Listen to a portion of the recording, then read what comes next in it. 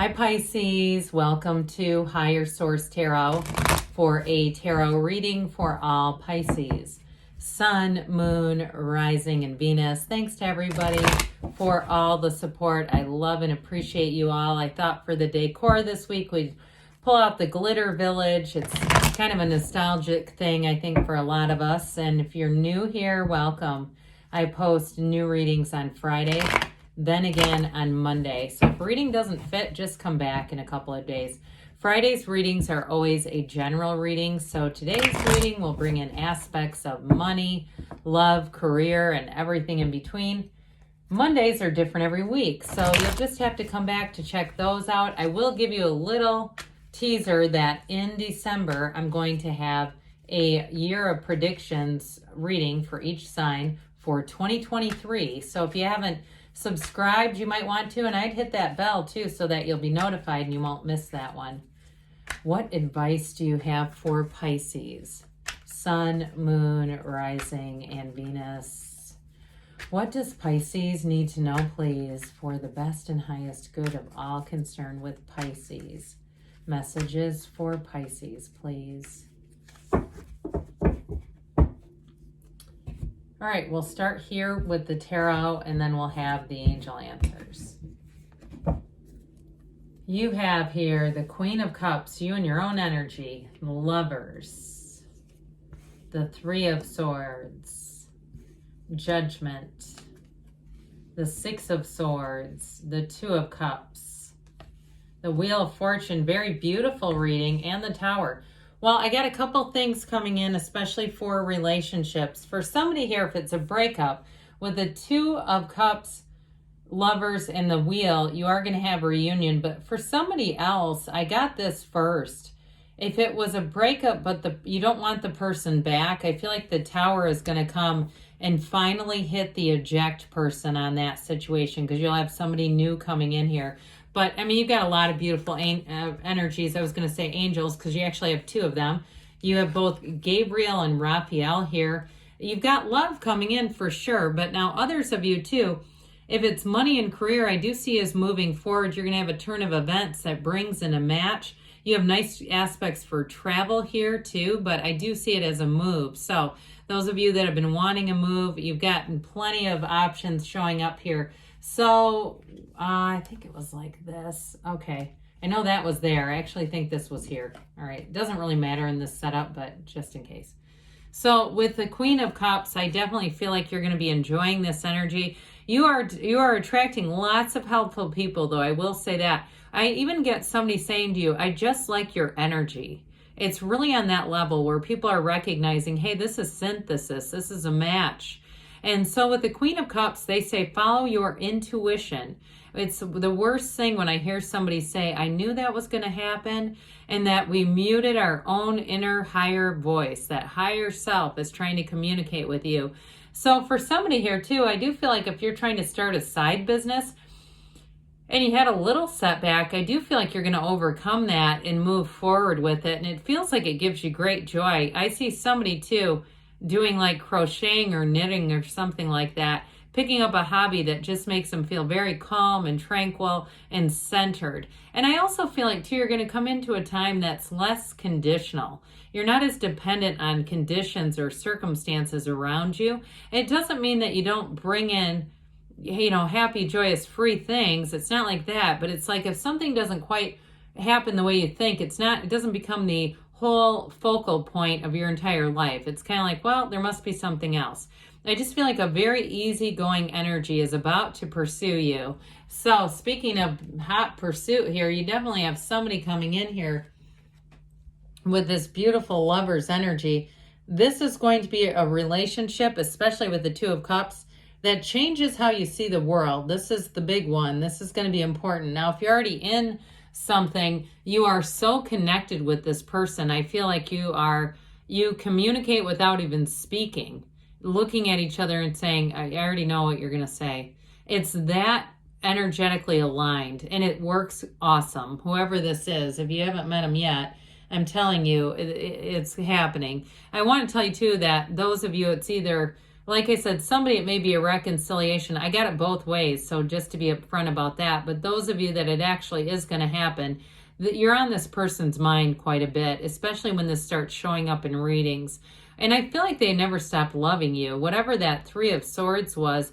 And if it was, I don't want to say it was a third party in terms of another person, but if it was something with work or they put something ahead of the relationship, I even feel like the Tower could be the panacea to that too, saying this has gotten in the way of ultimately their happiness in some way.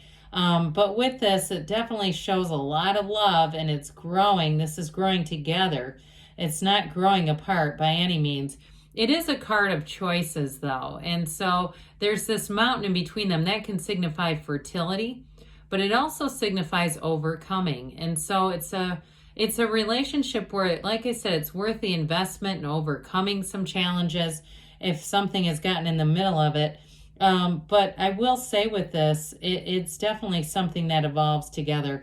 Now, this is a relationship, or this is a card too that says that you really, this energy is like you feel on top of the world. You feel great in this energy. And so in terms of career too, if you're starting something new, I do feel like, again, it's going to be a match. That's what this is all about. It's a match. So the Three of Swords, for somebody, it may be a bit of a resistance to change, but we say with the Tower, let go or be dragged. You do not want to resist that. You won't like it. I mean, I see somebody in like a half Nelson. I feel like it's a metaphor. I don't think anyone's physically going to get you in that position, but I do get that. Like, hey, say uncle, wave the white flag, let it go, whatever it is. And if it's a grievance with somebody, it's time to move forward. It's really time to let go of this.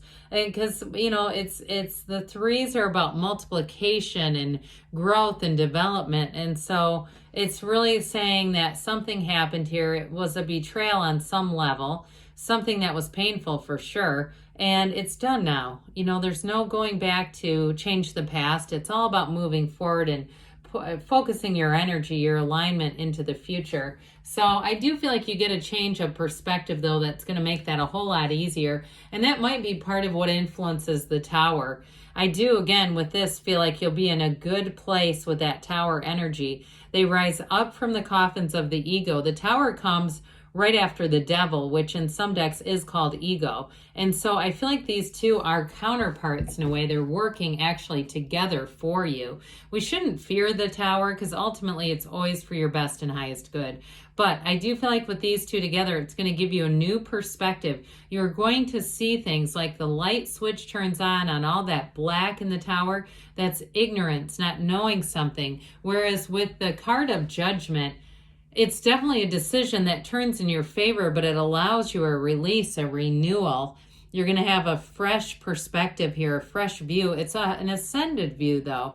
And so I do feel like you're going to see things through the eyes of Source. It feels more relationship connected to me than anything else.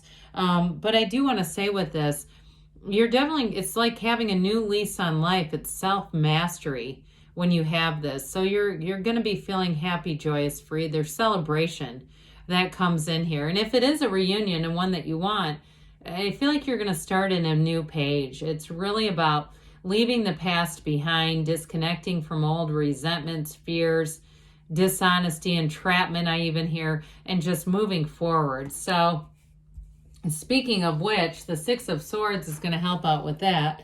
With the Six of Swords, again, it does indicate that you've been through some troubled waters here, but your time is now to move forward. I feel like the overarching theme in this reading is really relationships, but I will say with this, it's telling you your time is now and your ship is here. Your ship is coming in. You've learned the lessons you've needed to. So again, if it's something with work-related stuff, like something that you're trying to start new, you're trying to go out on your own, I do feel like you may have a partner or partnership that's very helpful with that. And if it's some kind of a side hustle, again, you may find too that you have some flexibility and freedom so that you can do things, get things done that are needed to with whatever this is. And it can be a card of travel. You have it with the Wheel of Fortune too. So either way, it's definitely a positive sign. So the Two of Cups here, twos are partnerships. We've got Adam and Eve here. the greatest lovers of all. And then we have these two. Like I said before, whoever you're involved with or going to be involved with is an absolute match. Very reciprocal, all right? It is two people who want to be in a relationship together and are willing to do what it takes to be happy, to be in love, to preserve the relationship. I do feel like the communication lines are very clear and open in this.